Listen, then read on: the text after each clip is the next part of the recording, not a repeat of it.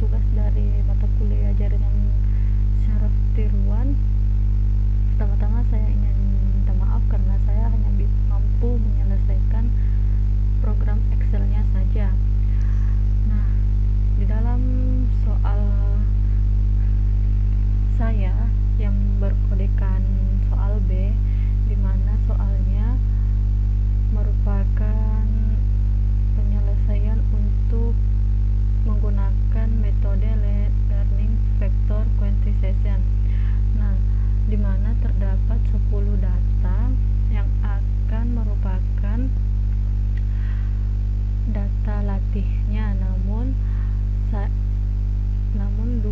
dua data pertama saya gunakan sebagai inisialisasi bobotnya dan 8 data berikutnya saya gunakan sebagai data tesnya.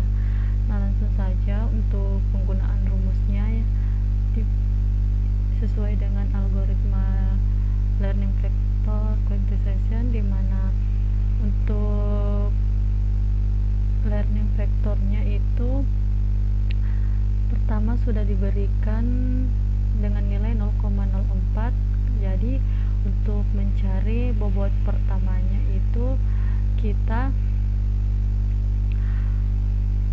ambil nilai pada data ke-1, kemudian kita kurangkan dengan nilai pada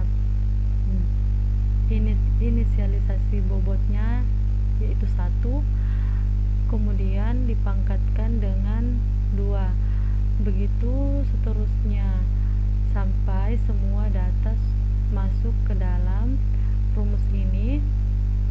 Jangan lupa juga tambahkan rumus SQRT ini sebagai rumus kuadrat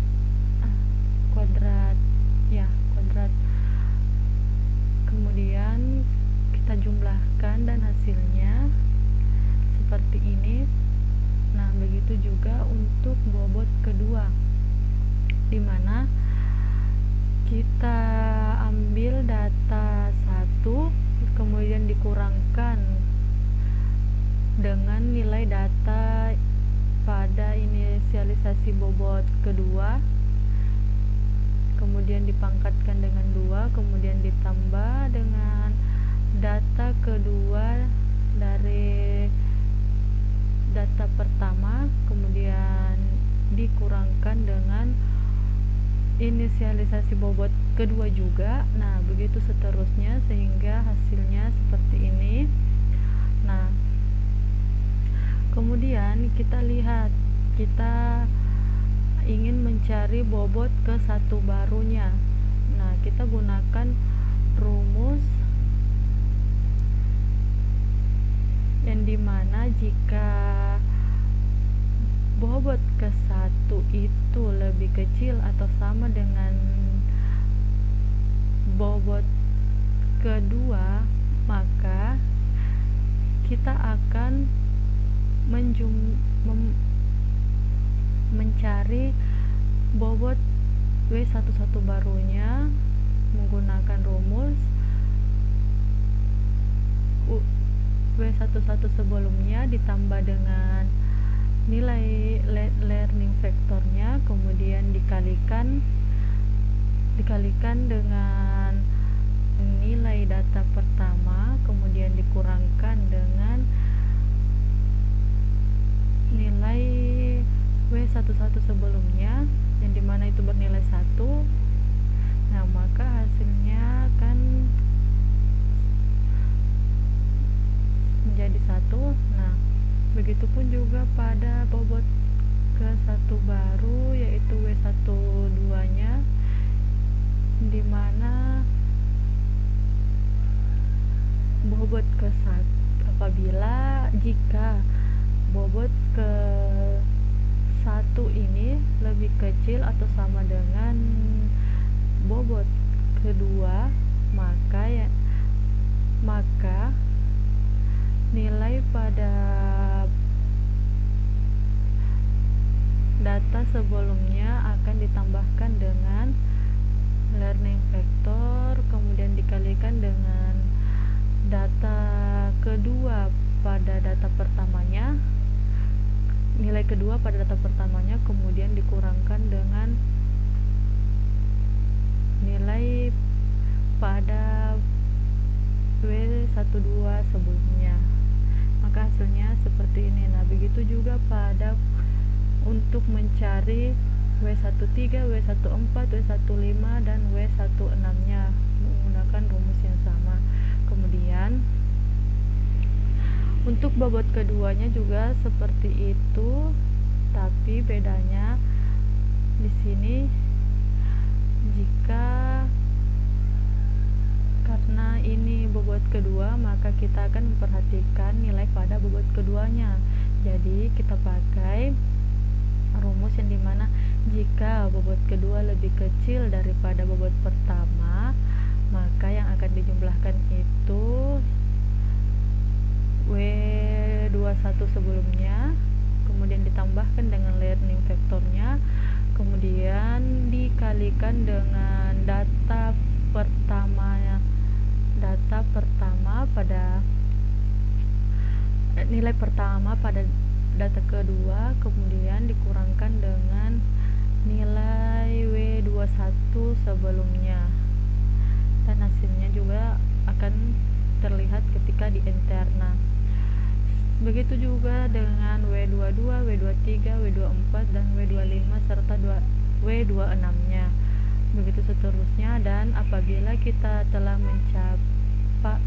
mencari semua bobot baru pada semua data, maka kita akan lanjut ke epoch kedua. Nah, perbedaan dari epoch pertama dengan epoch kedua yaitu di mana setiap epoch berlanjut, maka learning vektornya juga akan berubah. Nah, kita rubah dengan menggunakan rumus 0,2 dikalikan dengan nilai learning vektor sebelumnya yaitu 0,04, maka hasilnya itu 0,008. Nah, begitu seterusnya sampai mencapai epoch ke-10 yang dimana merupakan ketentuan dari soalnya, yaitu hanya sampai kepada iterasi atau epoch ke-10. Nah, untuk data tesnya, pada data tesnya untuk mengetahui kelas pada masing-masing datanya, di sini karena kita sudah mengetahui nilai atau bobot baru pada epoch ke-10, kita sudah mengetahui bobot barunya, maka kita gunakan untuk mengklaster data yang diberikan. Nah, di sini ada 10 data sesuai soal data tesnya.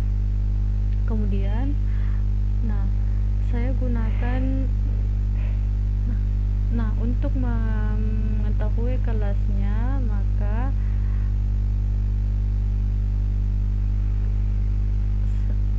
caranya sama untuk mengetahui nilai bobot pada bobot pertama itu, namun untuk nilai yang akan dikurangkan itu kita ambil nilai pada epoch ke-10 dan data yang terakhirnya. Nah, dimana itu sudah didapat nilainya seperti ini.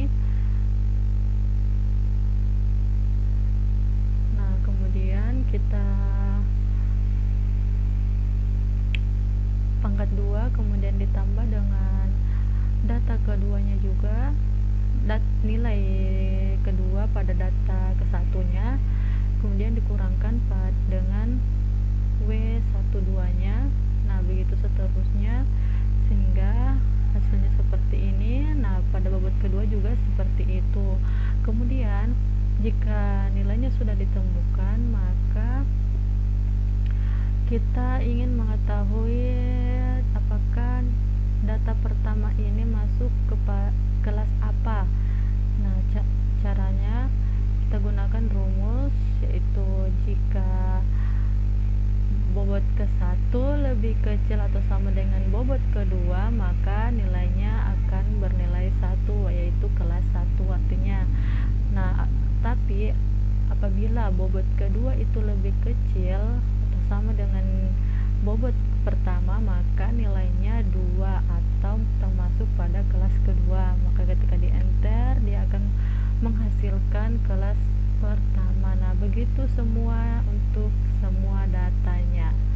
Nah, baik, hanya itu saja yang dapat saya presentasikan. Lebih dan kurangnya mohon dimaafkan. Semoga apa yang telah saya sampaikan bisa memenuhi tugas dari Ibu Indo Intan. Mohon maaf karena saya cuma bisa menyelesaikannya sampai di sini saja. Dan untuk Ibu, terima kasih atas ilmu dan kesabarannya selama mengajarkan kami. Assalamualaikum warahmatullahi wabarakatuh.